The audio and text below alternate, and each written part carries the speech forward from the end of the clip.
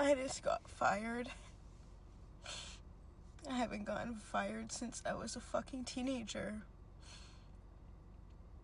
And it was because of me calling out of work and being late.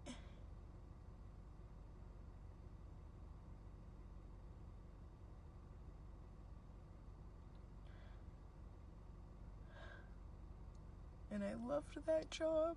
I loved that job.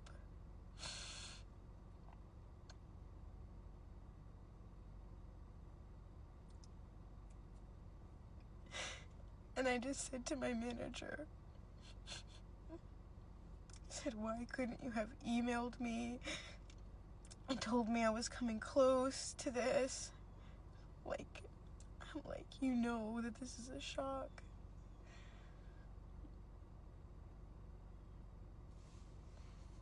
But this is a reminder that you were disposable. I just trained somebody new, so now that they have the new trainee, they're fine, right? So I'm a big advocate for realizing that, yeah, your jobs are not loyal to you. Right? Those days have come and passed where employers tried to retain you, keep you there. And those were back when the Industrial Revolution and we had factories and we needed the bodies. And, this is a very, very, very different time. But even with that said, there is a level of responsibility you need to have for your own employer, for you being an adult. If you're not showing up to work, you're showing up late, you're calling in sick frequently, they can't rely on you. An employee that can't rely on you, you're just sort of useless to them.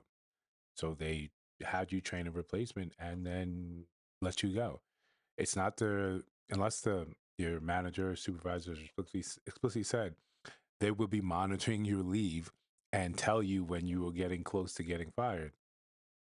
That depends on your job. Um, but if that hasn't been explicitly said, they're looking at you and saying you're an adult, right? And I wanted to let more of this play out, but she has a lot of pauses in it. And I don't want to subject you to just sort of that dead air. That's usually pretty anathema to social media. But we're going to continue to talk about, just this and employment. I think we're doing a little bit of a money talk today. So like, comment, subscribe, especially if you like this sort of stuff. It's a lot of the stuff on the page is feedback driven. So if you're saying that you want to see more of this, or if it has more likes, more attention, then that's what really gets pushed. So we know relation content is the bread and butter, but we also like to talk money. So what we see here is and later on she goes to talk about how she's turning 25 this year. We understand that it's a changing of the guard in terms of who is now going to be the adults in society. Right now, it's us. We're the adults. And we have an older model work ethic where it's one that's starting to embrace mental health days, is starting one to embrace that, yeah, these jobs are not lawyers. So you best take care of yourself before, because if you think they're going to do the same for you, then you're sadly mistaken. However, as each generation takes over for the old, there are responsibilities or there are dynamics that they take from the old one and basically propagate forward. One of those is a work ethic as an adult, about responsibility, about self-determination. If you don't care about a job, then there's certain things we're going to expect you to do. Be late, right? And they'll call in sick a lot. Leave us in the lurch.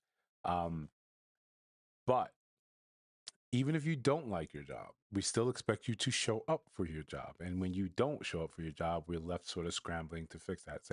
Say we, I'm saying let's, like us, like I don't have any employers. I don't have a job like that. But I remember when I was working at McDonald's when I was 17 and I had to work at McDonald's because I needed $300 for prom. And I went to talk to my mom and she said, have you ever considered getting a job? And shout out to my mom. I had not.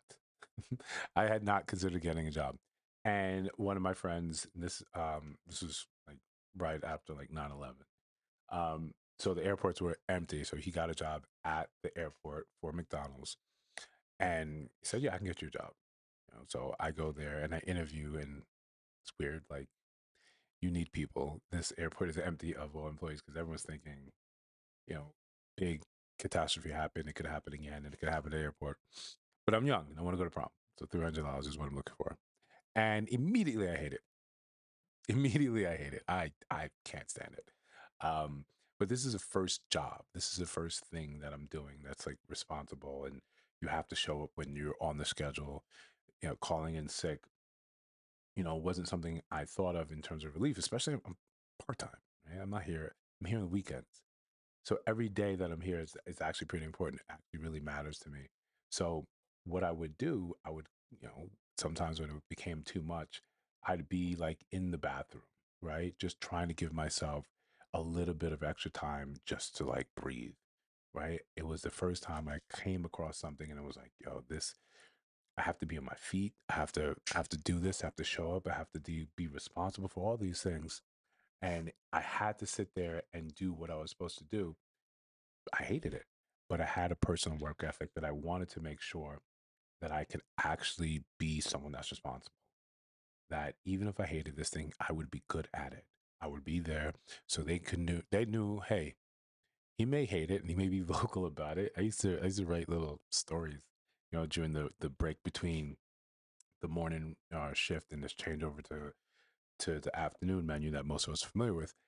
And we'd have like this lullaby an hour and a half, and I would just write stories. And it's probably the first creative writing project I've ever done at 17. But yeah, it all revolved around not liking the job, not liking this place. And I remember going to my mom and say, I hate it. I want to quit. She said, you can't quit until you get another job, right? You got a monkey branch. And this is the first time I understood what monkey branches was. Not how we use it in terms of relations, but actually how it is.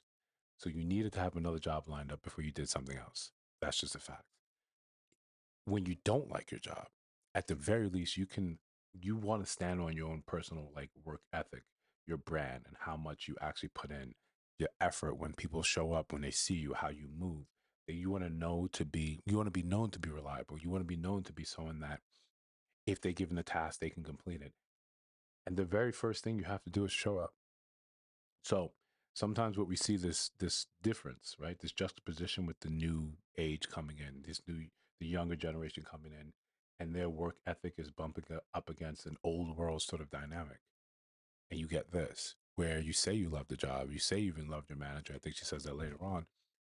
People are going to look about how you actually conduct yourself, how you hold yourself, and hopefully this is one of those eye opening sort of scenarios where she learns that the game is different.